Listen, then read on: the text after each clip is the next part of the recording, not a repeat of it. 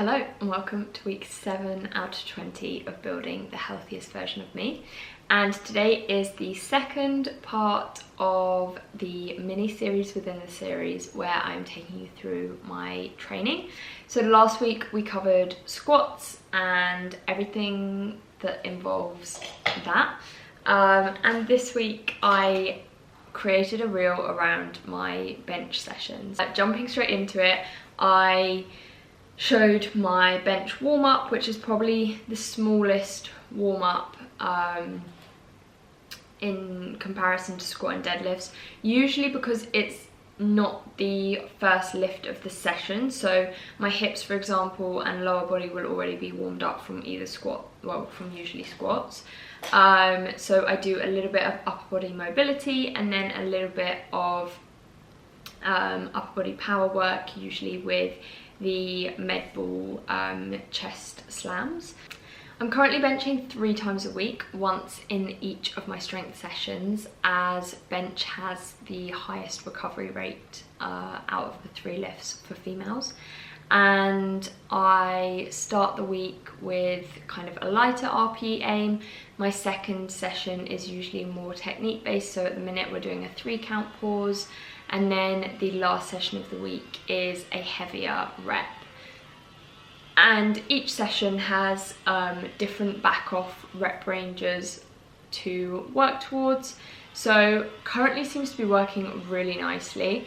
I have seen a huge shift in my bench press, especially since competing, and most of that is down to understanding a little bit better what we're trying to do with a bench press.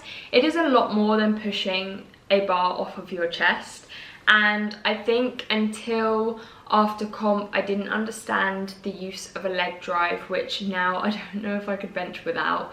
I didn't understand how important it was to keep a shoulder wedge, to keep your kind of upper back into the bench. And I just think the control over the movement that I have now compared to, for example, my first time bench pressing, which I included in a transformation video on my Instagram as well this week, it's just a huge difference, and one that I am obviously really happy with. I am now currently working towards benching my body weight, so hopefully I get there by the time I next compete. I have a lot of focus points for bench as well in general at the minute. I think bench is probably the lift with the most to think about. Maybe deadlifts, but they're both up there just because there is so much going on. But I am currently trying a slightly wider hand placement, and my last focus point was around having a soft lockout, which I still definitely isn't my first thought or main thought, which I do need to find a way of thinking about that. But I am trying to treat every single rep of my bench press as if I am on a competition platform, just so that my setup is consistent and the intent is there. So when I'm about to start a rep, I sit on the edge of the bench, I kind of compose myself, I find my foot placement, I then go underneath, find my hand placement, come out, slide up the bench to wedge the traps, drive through the feet and start the lift.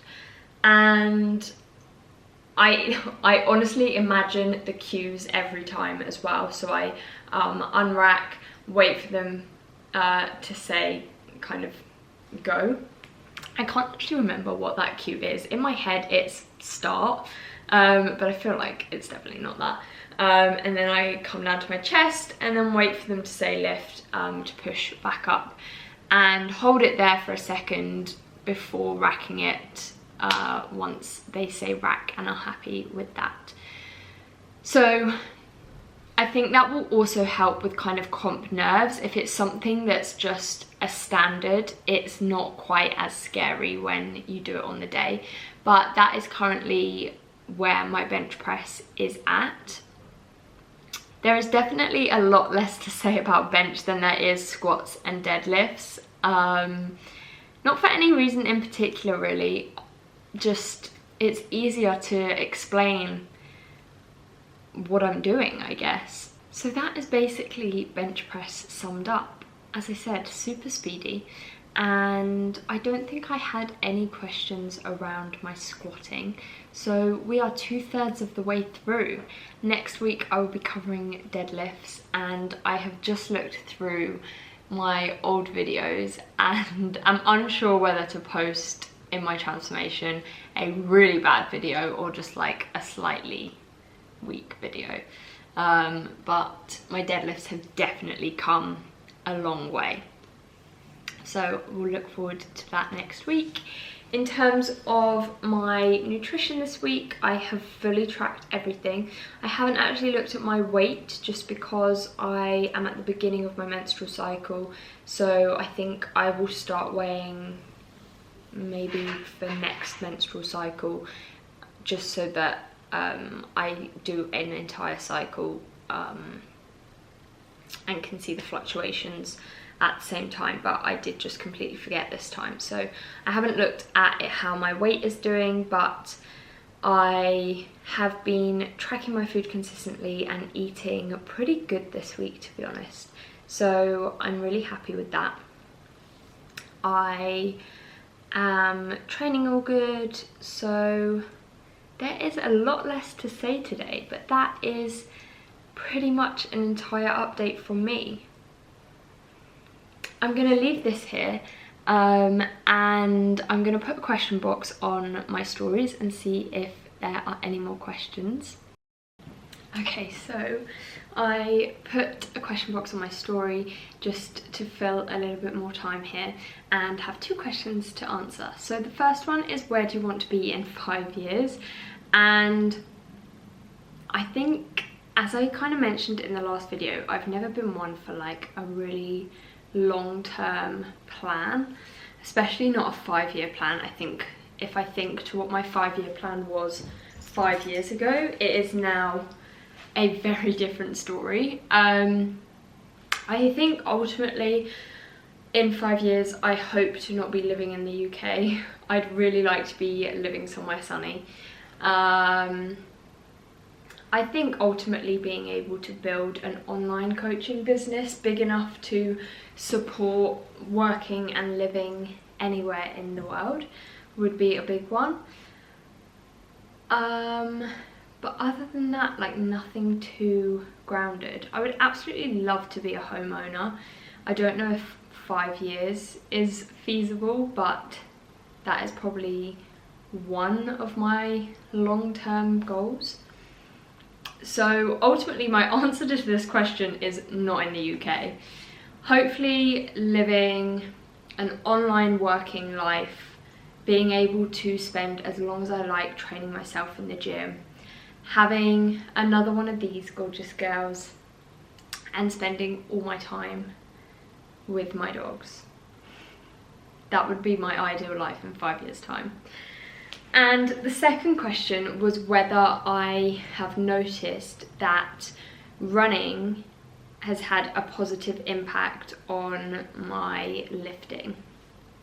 And I think this one's kind of difficult because I can see the improvements with running. I can see the improvements in my heart rate, and I know that that therefore has an effect on my recovery rate.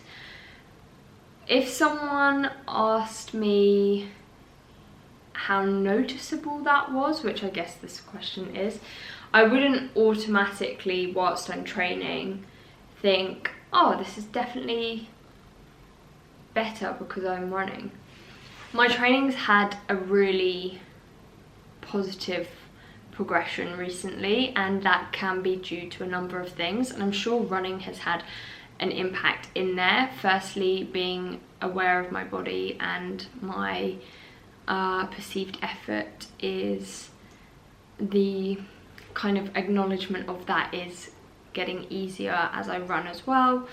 And as I said, like recovery rates are improved, but it's hard to kind of say running is benefiting my lifting, and I can see it here, here and here.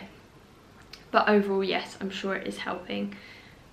So yeah, those are my 2 questions, just to add on to the end of this video. If you have enjoyed this video, please give it a thumbs up, leave a little comment and share it if you can. I really appreciate it. And I will see you next week for deadlifts.